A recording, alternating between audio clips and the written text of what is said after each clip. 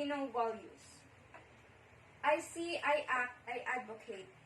A passenger in a bus one day complained about the mess of not having offered a seat. Good values are gone nowadays, she murmured. This is but one observable scenario in this fast-changing world. People come and go. Work, work, work. Busy, busy, busy. No time to reflect.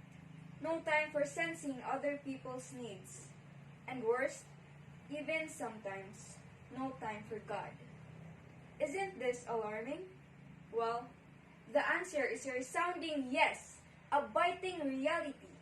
Try to retrospect in the olden times when Filipinos had a very strong spirits of nationalism and patriotism, in which everyone used to sing the Philippine national anthem with ardent fervor in their hearts and minds. Their social and cultural values were burning like fire, as mostly shown in each member of the family, who used to kiss the hands of the elders every time he gets home. The close ties in every Filipino family makes a strong bond among individual members, and even create a more unique family pattern, the so-called extended family. Such family solidarity depicts the warmth of sympathy and empathy among them, that when one needs help, everybody is there to offer a hand. Their spiritual values were so expressive that when the clock strikes at 6 in the evening, everyone hastens his steps to go home for the Angelus. But do these values still dominate a Filipino's heart in these times? Maybe yes, or maybe no, to some. They say the Filipino is unique. Historians and sociologists declare that Filipino culture is a mixture of both the Oriental and the Occidental in all aspects. Social and cultural values like family solidarity, bayanihan spirit, hospitality, kissing the hands of the elders, the use of po or opo as a sign of respect, and many more are but positive values that make the Filipino distinct from any other nationality. The Maria Clara character has been reflected in a Filipina woman, and the gentleman attitude in a man in courtship has been popular.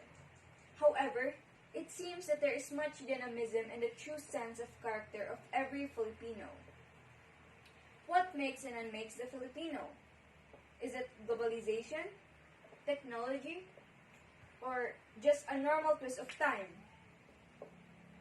But no matter how we are tossed by the waves of change, good values must remain unchanged. It must dwell in the hearts of every Filipino forever to maintain his dignity all over the world. We must stand with heads up high and be proud of the uniqueness and fineness of our character. And this character must be something we must nurture and must run in our blood. Let's try to recapitulate everything and put the Filipino character in a closer view. Filipino values can be both subjective and objective. An example is family solidarity. A sort of, a family that prays together, stays together. In the light of historical values, patriotism and nationalism were so strong before we gained our total independence. Through the passing of time, where democracy has been attained, these values have been placed behind over other values. This shows that values are dynamic according to the demands of time. Furthermore, Filipino values are ambivalent. Ambivalent in the sense that they are potential for good or evil, that they can be seen both positively and negatively. Let me quote and unquote Father Grospe's ideas in his essay entitled, Understanding the Filipino Value System. Are Filipino values good or bad? He says that Filipinos' values are ambivalent in the sense that they are a potential for good or evil, a help or hindrance to personal and national development, depending on how they are understood, practiced, or lived. They can be used in a good or evil context. An example of this is pakikisama sa kabaluktutan or sa kaunlaran or kamaradire for destruction or progress. Filipino values have both positive and negative aspects, depending on the context in which they are found. In a social system or atmosphere of extreme insecurity, the positive qualities of a Filipino take on negative and ugly appearances. For example, Utang na loob or debt of gratitude can lead to pakiusap or favor. Nepotism and cronyism, pagmamayari ng kapangyarihan, or the possession of power and their abuse could lead to class distinction, or the malakas-mahina system or strong-weak system. Hiya or shame can become pakitang tao or gaya-gaya or showy and imitation effect. Machismo or aggressive masculinity is partly responsible for the corrida system and the doble cara morality.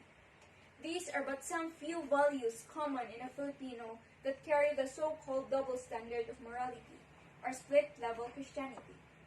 Hence, by looking at those common Filipino values, one can choose now between the right and the wrong, between the wholesome and unwholesome, and between the good or evil. Now, choose. What Filipino values are worthy of valuing? It is up to you if you are capable and susceptible to change. After rediscovering such values, it is your choice what you see, act, and advocate. As we can see around, lifestyle has become different. But no matter how we are tossed by the waves of change, there must be a character of the Filipino that must be worth preserving. Gone are those days that we need to be wearing the barong Tagalog and barot saya in order to reveal the modesty of a Filipino man and woman.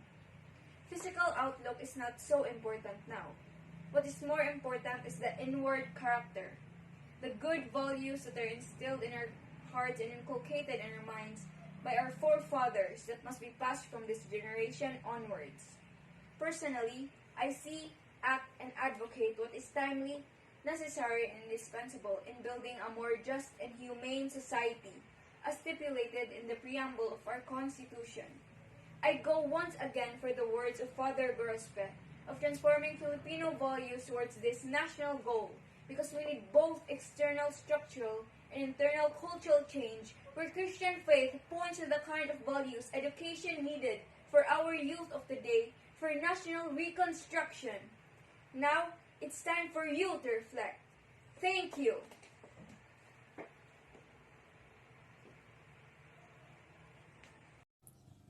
Gaano kalayo na ba ang ating narating sa pagunlad?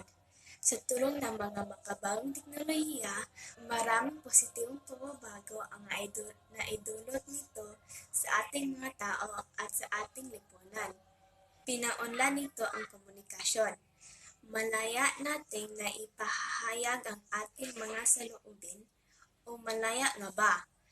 At kung totoo man ito, ang ipinahayag ba natin ay ang katotohanan?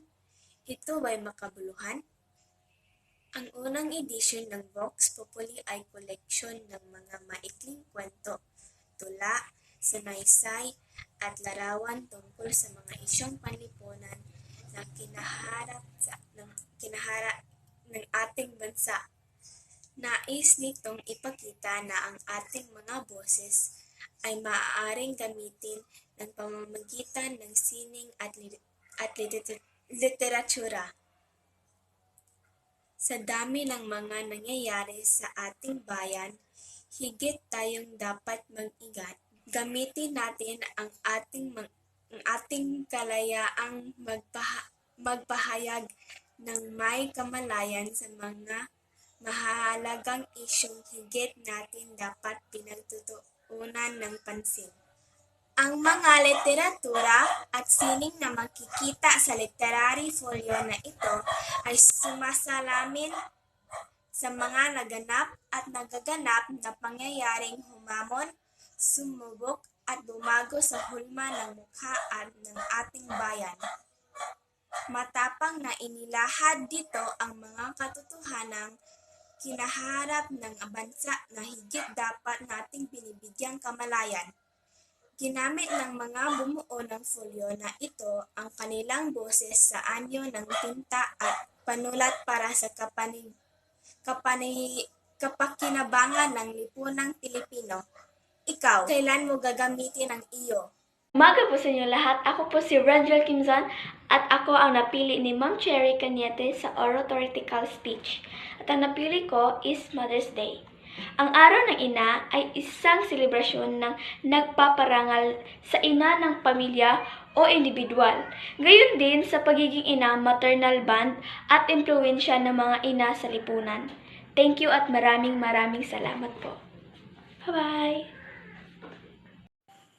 Araw-araw tayong mga batang pinuno ay nakikita ang simbolo ng kalayaan at katatagan ng Pilipino.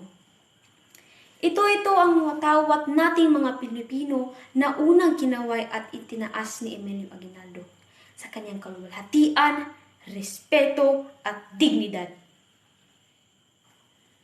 Magandang umaga sa inyong lahat. Ako nga pala si Julia Marie Dimutia na nasa ikasyam na baitang. Kung titignan lamang natin ang watawat, ito ay isang simpleng piraso lamang ng tela.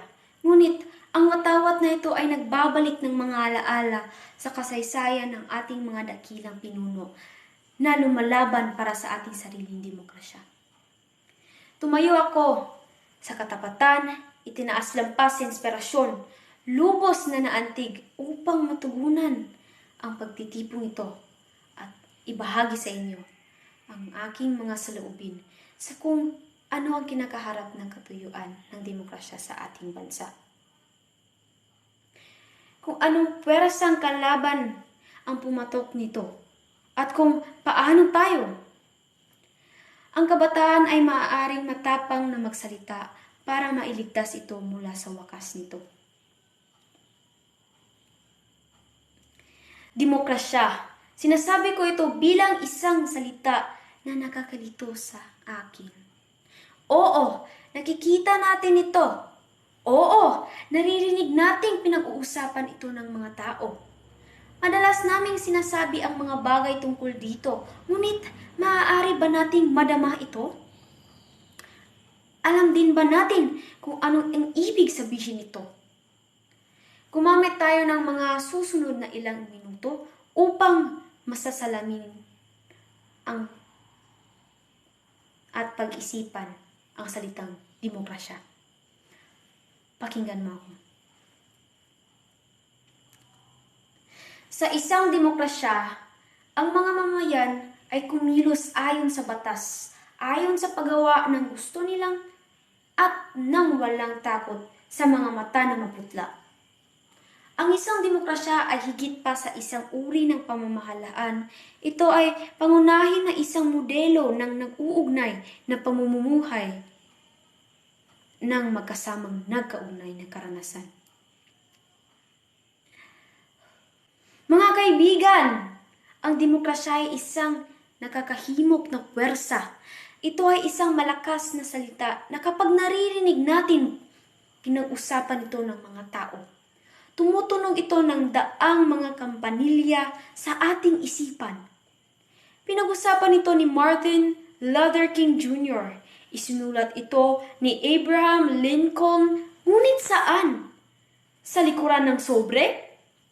Ni hindi man sabihin o baybayin ni Lapu-Lapu, ngunit ipinaglaban niya ito. Totoo na nangyayari ang laban.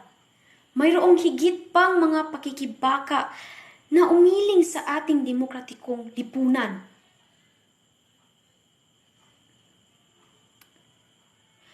Ang talamak na pamamaslang, mga nakikilabot na krimen na ginawa ng mga iskriministang grupo, pati na rin ang mga insidente ng karahasan sa ating lipunan. Hindi tayo malaya dahil natatakot tayo sa kung ano ang mangyayari sa atin, lalo na kung wala tayo sa loob ng mga limitasyon ng ating mga tahanan. Totoo na ang mga profesional na sindikato ay nakikibahagi sa illegal na droga, smuggling, carnapping, at pag-ekonomiyang pandaraya ay nasa kanilang taas pa rin tulad ng inuulat sa anumang anyo ng media. Oo, ang gobyerno ay nagsasagawa ng agresibo at magkasamang pagsisikap patungo sa balanse ng lipunan.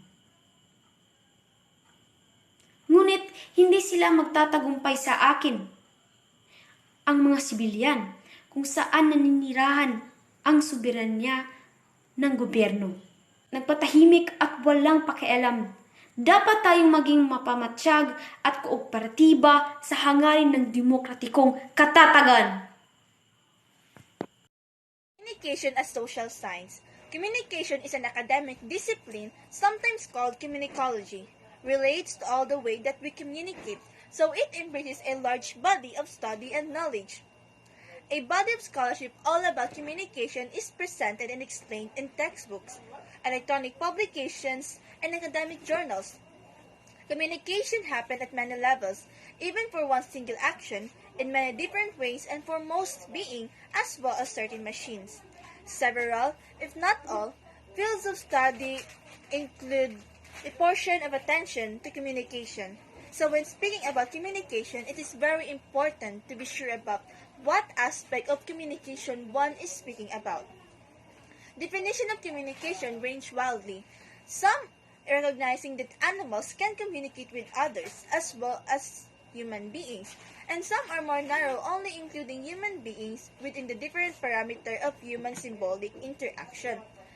Communication is the most important field for the study of many key dimensions of social change. Communication is heterogeneous, not just in the mix of the field it embraces, but also in the organizational and curricular models it has produced for itself. There are communication programs that emphasize professional training, and indeed some are organized as well as professional schools.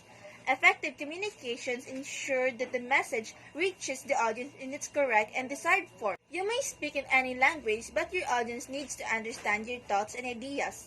The benefits of knowing how to communicate to an audience include sharpening critical thinking and verbal-nonverbal communication skills. Speaking is an interactive process where information is shared and, if necessary, acted upon by the listener.